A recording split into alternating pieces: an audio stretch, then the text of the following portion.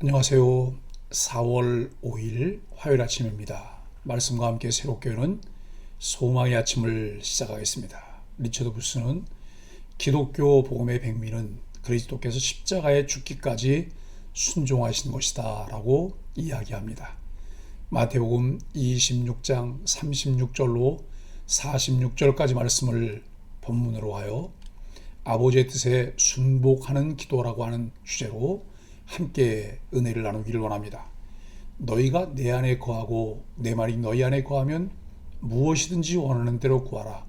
그리하면 이루리라는 말씀에서 앞부분은 생략하고 뒷부분 원하는 대로 구하라는 말씀만 주목합니다. 그래서 기도를 마치 만능키나 백지수표로 생각하는 분들이 계십니다. 요한일서 5장 14절은 그를 향하여 우리가 가진 바 담대한 것은 이것이니 그의 뜻대로 무엇을 구하면 들으심이라고 말씀합니다. 기도는 자신의 생각을 주장하거나 그것을 관철시키려고 무엇을 하는 것이 아니라 하나님의 뜻이 무엇인지를 살피고 듣고 따르는 것이라 할 수 있습니다. 예수님께서 겟세마네에서 기도하신 모습은 여러 가지 중요한 교훈을 우리에게 알려줍니다. 먼저 하나님의 아들 예수님이 인간의 연약함을 기도로 승리하셨다는 것을 알게 합니다. 이는 그리스도인의 삶에서 기도가 얼마나 중요한 것인가를 다시 상기시키는 말씀이 됩니다. 또한 겟세마네 기도 사건은 인간이 얼마나 연약한 존재인지를 보여주는 내용입니다. 오랜 시간 동안 어부 생활을 하며 잠을 이겨낼 훈련을 했던 제자들도 육신의 연약함 앞에서는 속수무책이었습니다. 오직 온전한 인간이시고 하나님이신 예수님만이 유혹을 견뎌내시고 사망 권세를 끊으시고 이기셨습니다. 예수님은 부활의 첫 열매가 되셔서 우리가 예수님을 따라갈 수 있는 길을 허락해 주셨습니다. 또한 예수님의 기도는 언제나 하나님의 소원에 초점을 맞추고 있었습니다. 뜻이 하늘에서 이루어진 것 같이 땅에서도 이루어지길 원하시는 기도였음을 알 수 있습니다. 이는 우리의 기도가 무엇에 초점을 맞춰야 하는지를 알려주는 귀한 표본이 됩니다. 더 나아가 예수님이 기도를 통해 순종을 배우셨듯이 우리도 기도를 통해 더욱 하나님께 순종하는 법을 배워야 합니다. 히브리서 기자는 히브리서 5장 7절 8절에서 그가 육체에 계실 때 자기를 죽음에서 능히 구하실 이에게 심한 통곡과 눈물로 간구와 소원을 올렸고 그의 경건하심으로 말미암아 들으심을 얻었느니라. 그가 아들이시면서도 받으신 고난으로 순종함을 배웠다고 말씀합니다. 겟세마네의 기도는 예수님의 십자가 죽음이 결코 슬픔과 고민 가운데에서만 이루어진 것이 아니라는 사실도 알려줍니다. 예수님은 겟세마네 기도를 통해 예수님 당신과 함께 하시는 아버지를 신뢰하셨고 예수님을 파는 자들을 두려워하지 않으시고 당당히 맞이할 힘을 얻으셨습니다. 그 결과 슬픔이 아닌 기쁨을 위하여 십자가를 참으사라고 말씀했던 히브리서 12장 2절 말씀처럼 우리의 구원자가 되셨습니다. 그리스도인은 하나님의 뜻을 구하는 온전한 기도를 하고 그 뜻을 이루는 삶을 살아야 합니다.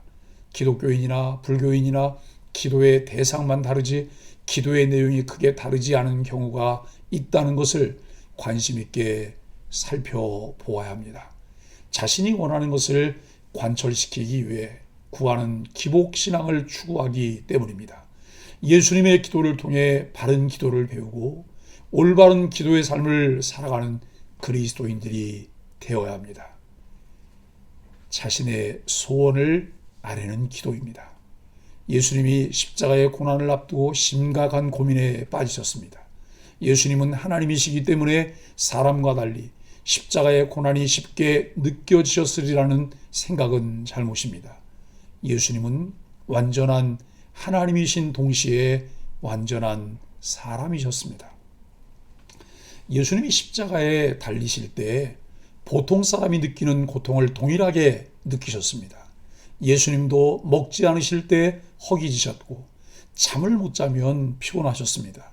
그러므로 극심한 고난을 앞두고 예수님도 고민하여 죽게 되었다고 성경은 기록하고 있습니다. 그래서 예수님은 하나님 아버지께 기도하시며 그 고민을 아뢰십니다. 예수님의 솔직한 심정은 십자가를 피하는 것이었습니다. 하나님 아버지께 만일 할만하시거든 이 잔을 내게서 지나가게 하옵소서라고 간구하십니다. 하나님의 아들이신 메시아로서의 가장 중요한 사명인 십자가의 고난을 피할 수 있으면 피하게 해달라는 기도는 예수님과 어울리지 않는 것처럼 보일 수 있습니다. 그러나 예수님은 완전한 사람으로서 심적 고통을 표현하신 것입니다. 심한 고통 속에 있는 사람이 하나님 앞에서 제일 먼저 해야 할 일은 자신의 고통을 솔직하게 아뢰므로 하나님께 진실한 기도를 드리는 것입니다.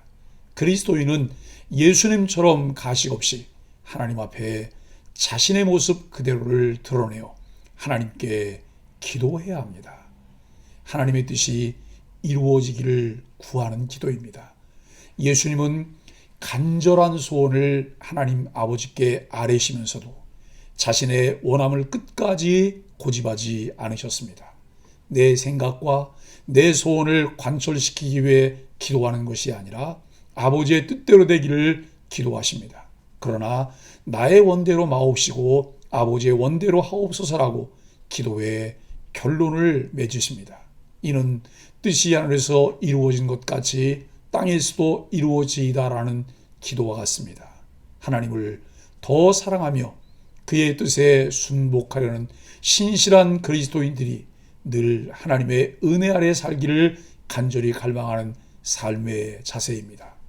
하나님을 신뢰하는 그리스도인들은 하나님의 뜻이 절대적으로 선하고 의로우며 복된 길임을 믿기 때문입니다. 자신이 결론을 미리 내려놓고 하나님은 자신의 뜻에 결제만 해달라고 때를 쓰는 기도는 잘못된 기도입니다. 그것은 하나님보다 자신이 좋은 길을 안다고 고집하는 것과 같습니다. 하나님을 사랑하는 그리스도인은 자신의 소원을 솔직하게 하나님께 아뢰지만 결국 자신의 소원을 하나님의 뜻에 굴복시켜 하나님의 뜻이 이루어지기를 구하는 바른 기도를 드려야 합니다. 기도의 목적은 기도를 통해 하나님의 뜻을 깨닫고 그 뜻을 이루기 위해 순종하는 데 있습니다. 예수님은 하나님 아버지의 뜻을 성취하시기 위해 대적들에게 저항하지 않고 십자가의 고난을 담당하십니다. 예수님이 저들에게 잡히실 때 베드로가 무력으로 저항하자 그분은 하나님의 뜻을 이루기 위해 순종해야 함을 말씀하십니다. 예수님은 자신을 해치는 자들을 원망하지 않으시고 오히려 그들의 죄 사함을 구하십니다. 이와 같이 그리스도인들은 삶의 현장에서 하나님의 뜻을 이루기 위해 희생하고 헌신함으로 기도를 완성해야 합니다. 일상에서 하나님의 뜻을 구하고 그 뜻에 순종함으로 쉬지 말고 기도하는 삶을 살아갑시다. 사랑하는 소망의 가족 여러분, 기복신앙은 기도를 자신의 욕망의 도구로 삼습니다. 그러나 그리스도인들은 자신을 하나님의 역사의 도구로 드리기 위해 기도해야 합니다. 기도를 통해 하나님의 뜻을 바로 깨닫고 그 뜻을 이루기 위해 예수님처럼 순종하며 헌신하는 성숙한 신앙인이 되어야 합니다. 고난주간을 앞두고 있습니다. 예수님께서 걸어가신 발자취를 따르며 자기를 부인하고 자기 십자가를 지고 주를 쫓아갈 수 있는 소망의 가족들이 되기를 예수 그리스도 이름으로 간절히 축복합니다. 함께 기도하겠습니다.